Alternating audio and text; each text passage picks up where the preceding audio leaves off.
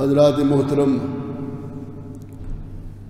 سورہ الرحمن کا دوسرا رکوع شروع ہوتا ہے. اس کی 2 آیتیں میں نے تلاوت کی ہیں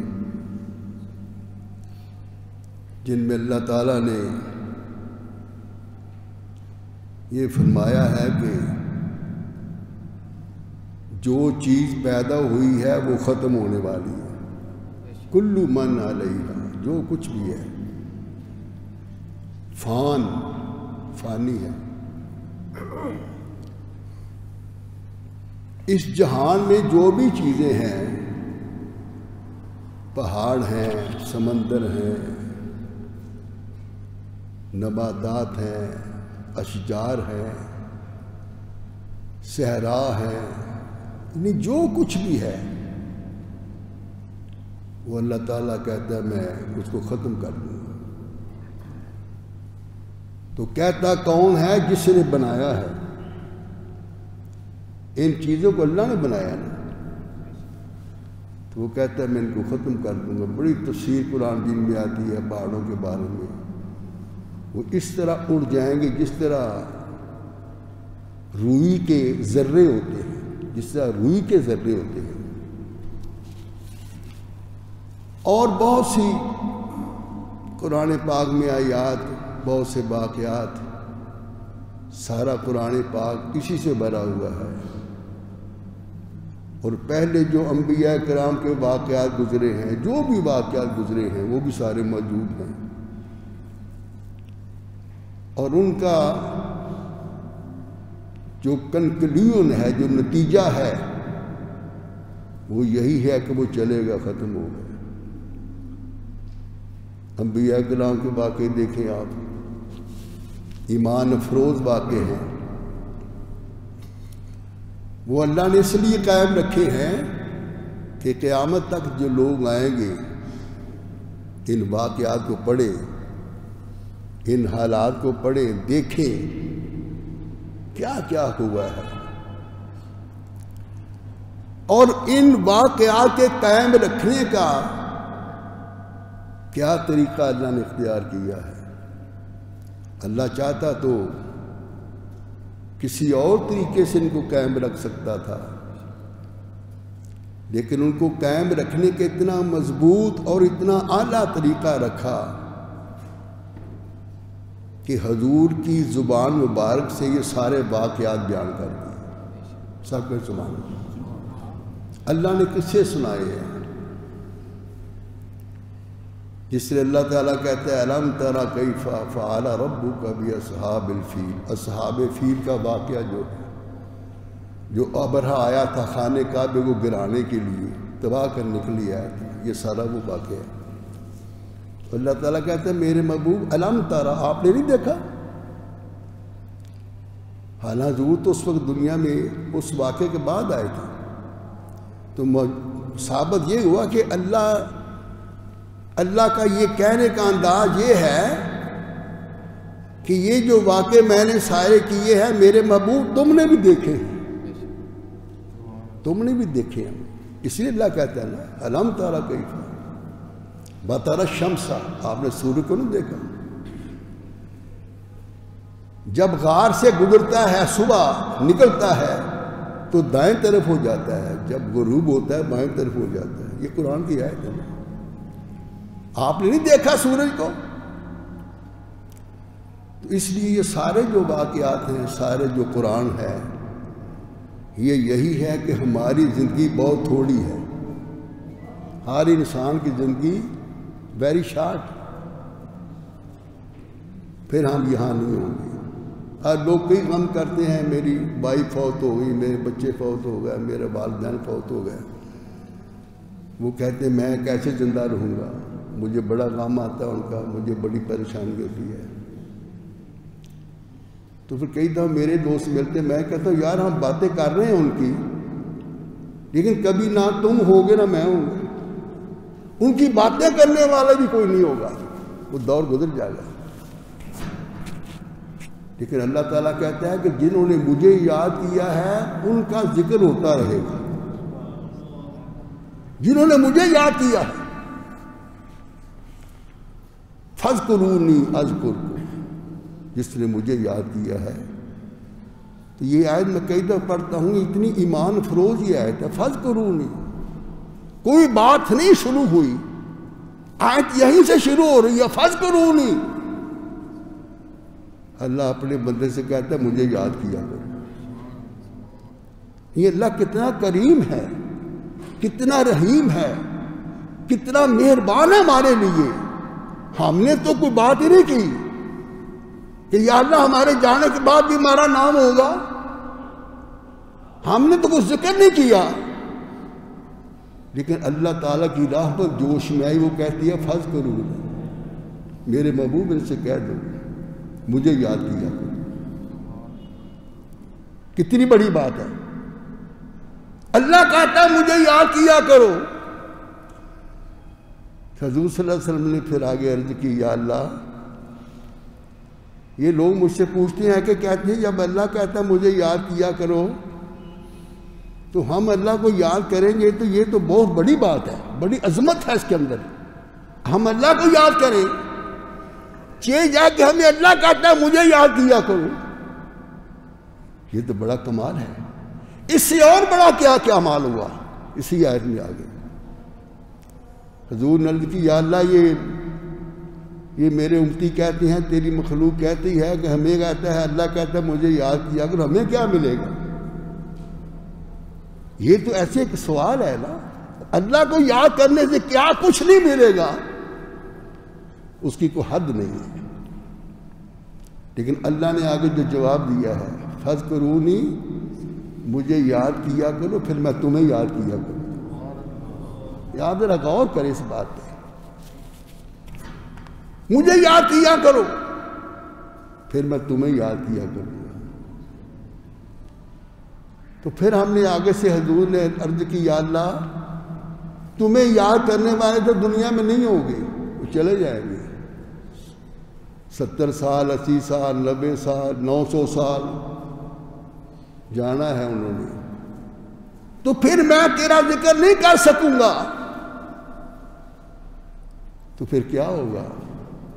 لیکن میرے اللہ تو نے کہا تیرا ذکر میں کروں گا، تم مجھے یاد کرو میں تمہیں یاد کروں گا۔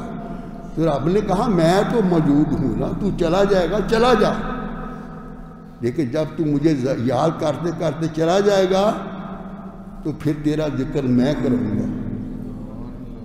نہ کوئی تیری اولاد ہوگی، نہ کوئی تیرے خاندان والا ہوگا، نہ تیرے علاقے کے لوگ ہوں گے، نہ تیری برادری کے لوگ ہوں گے، لیکن میں تو ہوں گا نا، میں تمہیں یاد کروں گا۔ آپ دیکھ لیں جو اللہ کے ولی ہیں کہاں کہاں لیٹے ہوئے ہیں۔ ہندوستان ظالم ملک، کمینہ ملک، اس کے اندر بھی خواجہ غریب نواز کا جھنڈا لگا ہوا ہے، کوئی گرا سکتا اس کو؟ مختیار کاکی رحمت اللہ علیہ کا جھنڈا لگا ہوا ہے، کوئی گرا سکتا ان کو؟ صدیاں گزر گئی ہیں لیکن ان کا نام اللہ کروا رہا ہے، جو آگے مخلوق آ رہی ہے وہ ان کا نام لے رہی ہے، وہ اللہ کروا رہے ہیں نام۔ اسی طرح حضور صلی اللہ علیہ وسلم کا جو نام ہے وہ بھی قیامت کے بعد بھی رہے گا، قیامت میں ہر چیز ختم ہو جائے گی، کل من علیہا فان، لیکن رب ذوالجلال نے کہا اے میرے محبوب تیرا نام ہوتا رہے گا، تیرا ذکر ہوتے رہے گا، کیونکہ میں ہوں گا تو تیرا ذکر بھی ہوگا۔ ان اللہ وملائکتہ یصلون علی النبی، یہ جو آیت ہے کہ میں اور میرے فرشتے تم پر درود پڑھتے ہیں، ہم تو ہوں گے تو تیرے اوپر یہ درود چلتا رہے گا۔ تو اس لیے ہمیں زندگی کو بڑی اہمیت دینی چاہیے، ضائع نہیں کرنا چاہیے۔ وہ کس نے کہا نا کہ اے بہارے باغ دنیا چند روز، سب کے سبحان اللہ، اے بہارے باغ دنیا چند روز، دیکھ لے اس کا تماشا چند روز۔ یہ چند روز ہی ہے نا، کوئی 10 سال حکومت کر گیا، کوئی 15 سال کر گیا، کیسے کیسے لوگ آئے آپ کے سامنے پاکستان میں دیکھیں، جن کے آگے کھڑا ہو ان کا نام و نشان مٹ گیا۔ غافلوں ذکر الہی چاہیے،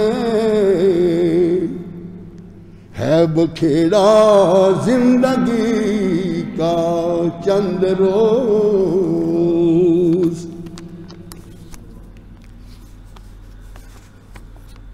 یہ کہا وَيَبْقَى وَجْهُ رَبِّكَ ذُو الْجَلَالِ وَالْإِكْرَامِ، رب کہتا ہے میرا نام باقی رہے گا، وَيَبْقَى باقی ہے میرا نام، ذو الجلال میری جلالیت باقی رہے گی، وَيَبْقَى وَجْهُ رَبِّكَ ذُو الْجَلَالِ وَالْإِكْرَامِ، یا ذی الجلال والاکرام، یا ذی الجلال والاکرام۔ یہ میں بڑا نسخہ بتا رہا ہوں آپ کو، یہ اسم اعظم ہے۔ 8-10 صحابہ کرام نے ان الفاظ کا ذکر کیا ہے کہ یہ کیا بڑی بڑی نعمت ہے، یہ یا ذی الجلال والاکرام، یہ اسم الہی ہے۔ وہ جو اللہ کا ولی سلیمان علیہ السلام کے دور میں اس کی کچہری میں بلقیس کے تخت کو لایا تھا، وہ جو تھا اس نے بھی یہ ذکر کیا تھا، یا ذی الجلال والاکرام، یا ذی الجلال، کیا نام تھا ان کا؟ آصف بن برخیہ، اس نے یہی ذکر کیا تھا۔ اصحاب کہف انہوں نے بھی یہی ذکر کیا تھا، یا ذی الجلال والاکرام۔ آپ دیکھیں کہ یہ کیا کلمہ ہے۔ رب نے کہا یہ جو میرے وظیفے ہیں، میری آیات ہیں، یہ میرے خزانوں کی چابیاں ہیں، چابیاں لے لو۔ تو سورہ قیامہ کے اندر ایک چھوٹا سا ٹکڑا ہے کہ میں اس سے بات کر لوں ذرا آپ سے، پھر ختم کرتا ہوں۔ اللہ تعالیٰ کہتا ہے، اللہ تعالیٰ کہتا ہے کہ میں انسان کو آگاہ کروں گا، خبر دوں گا انسان کو جب روز محشر ہوگا، اس کو بتاؤں گا۔ يُنَبَّأُ الْإِنسَانُ يَوْمَئِذٍ بِمَا قَدَّمَ وَأَخَّرَ، اس کو بتا دوں گا جو اس نے پہلے بھیجا ہے زندگی میں، جو اس نے اپنا انتظام کیا ہے زندگی میں آگے بھیجنے کا، روز محشر میں کام آنے کا، اور جو وہ پیچھے چھوڑ آیا ہے، دنیا چلا گیا پیچھے چھوڑ کے آ گیا، وَمَا تَأَخَّرَ جو پیچھے رہ گیا۔ اب جو پیچھے رہ گیا ہے اس کے متعلق حضور نبی کریم صلی اللہ علیہ وسلم نے اس آیت کے حوالے سے ایک حدیث پاک میں عرض کرتا ہوں۔ حضرت انس بن مالک سب کہیں رضی اللہ تعالیٰ عنہ، حضرت انس بن مالک کہتے ہیں قال قال رسول اللہ صلی اللہ علیہ وسلم، حضور نبی کریم صلی اللہ علیہ وسلم، ان پر ہمارے ماں باپ قربان ہو، فدا کا امی و ابی، حضور نے فرمایا سبع یجری اجرھا للعبد بعد موتہ، 7 کام ایسے ہیں جو بندے کے مرنے کے بعد اسے کام آئیں گے۔ سب کے سبحان اللہ۔ سبع یجری اجرھا للعبد بعد موتہ وہو قبرہ، جب وہ اپنی قبر میں ہوگا، قبر میں چلا گیا۔ قبر بھی خوش نصیبوں کو ملتی ہے، قبر کی مہربانی ہے، زمین کو ہمیں قبول کر لیا اس نے۔